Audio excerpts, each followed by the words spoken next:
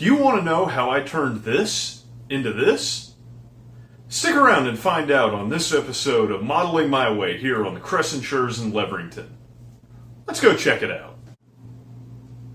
I'm modeling the catenary supports on what's now SEPTA's Manayunk-Norristown line. This electrification was put up by the Reading Railroad in the early 1930s and served their commuter passenger trains. Now, I don't have really good dimensions for one of the real-life supports. I can take some pretty good guesstimates from looking at Google Pictures and Google Maps images. So what I'm going to do is actually measure this tunnel portal here.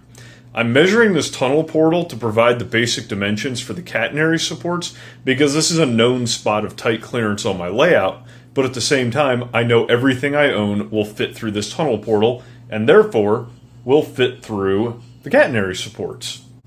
So the dimensions I came up with were 55 millimeters tall for the vertical supports here and 70 millimeters across for the horizontal support. This is a second type of structure that I'm building, which were common along the tight curves in that route to keep the catenary centered over the track.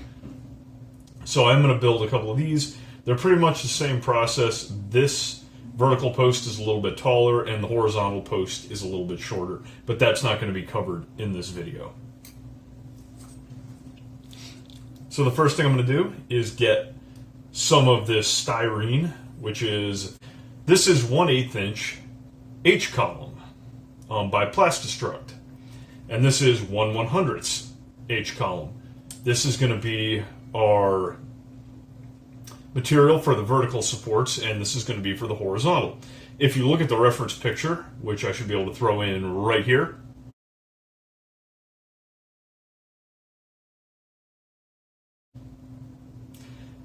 the beam running across is a little bit smaller, even on the real thing. So that's what I'm trying to capture here. So as we said, it's going to be 55 millimeters across. Get out the ruler, get out the pencil,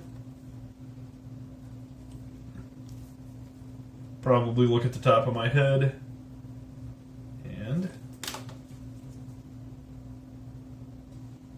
I always like to cut them a little bit long, just in case there are any mistakes.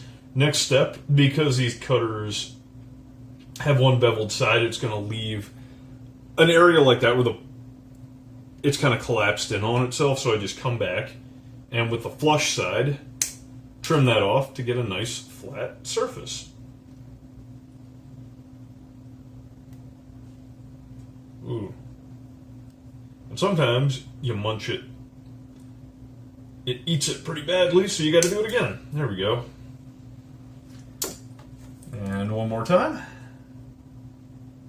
Make sure that's flush down on that end. Mark at 55. Cut it a little long, probably more like 56 or 57.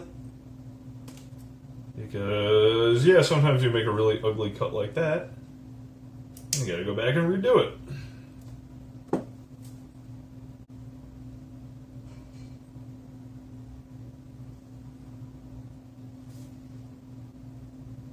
You know what? That first one, that's going in the blooper reel. That first one was too short. Okay, now that they are roughly the same height, I'm just going to sand down the ends here a little bit. Make sure everything is nice and flush. And now, you can move this out of the way. And I've already pre-cut one of the 1/100th styrene, so can move that out of the way, come back here, and I'm going to put it flat side up about, I don't know, like 2 millimeters maybe below the post.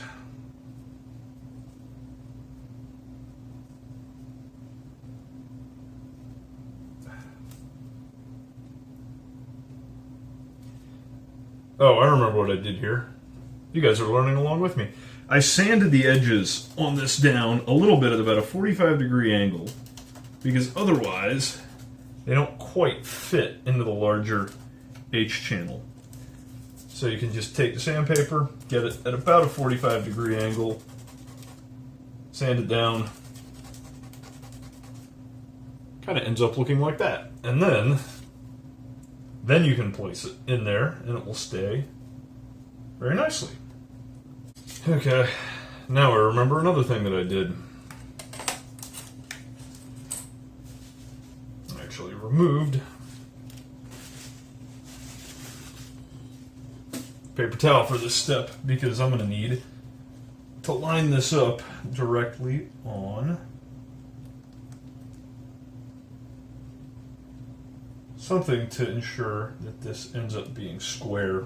Okay, so once you've got it square where you want it, I use the Plastruct plastic weld. This at English's when I was there. So just a little dab and it'll come off. So the way that's supposed to work is you get a little dab and the capillary action will suck it down, but sometimes it doesn't do that. And you just end up in a world of hurt. So I'm going to let that dry for about 20 seconds, then I'm going to come back and do the other side, and hopefully we can get this square.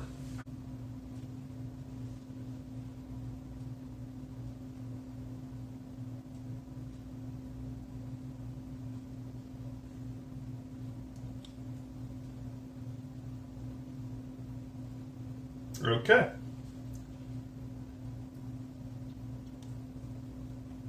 Got a few seconds working with this glue. It's not instantaneous quite like super glue, but it does dry pretty quickly.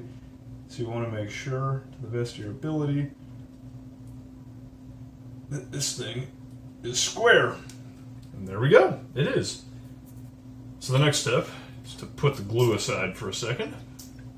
Fun little 0.02 by 0.04 inch styrene sheet, like little styrene strip here, which is going to provide the cross bracing here on the bottom. The Reading Catenary structures were, as far as I can tell, all braced from the bottom. The Pennsylvania Railroad ones tended to be braced from the top, and therefore they were taller. So that's just a little spotting thing, and no, I'm not done painting this one yet. I wanted to get this video shot, so I'll get a shot of that when it's fully painted and on the layout for you guys. So, for that, you're looking at about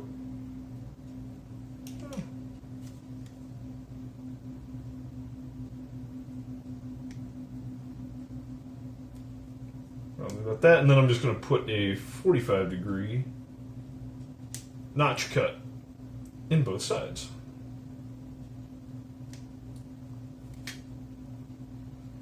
That should,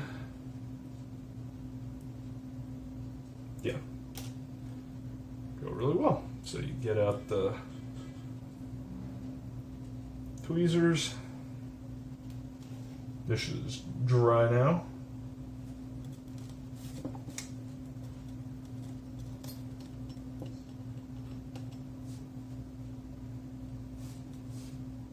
I like to put the glue bottle as sort of a point of resistance. Let's make sure you guys can see that in the shot.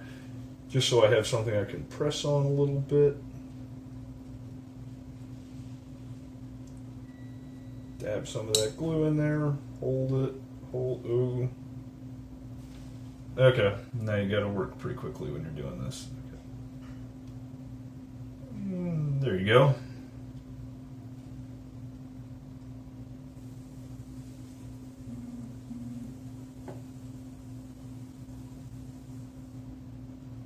Okay, and now that that top part is attached, you can go in a little bit on the bottom there. Dab a little glue in. Try to get it centered. Let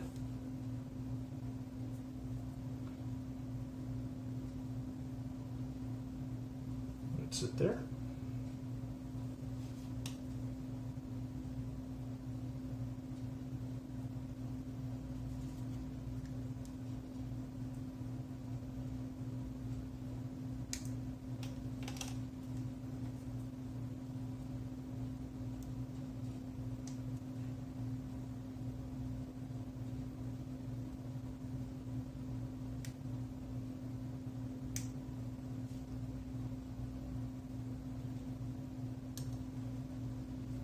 And let's do the same thing on the bottom.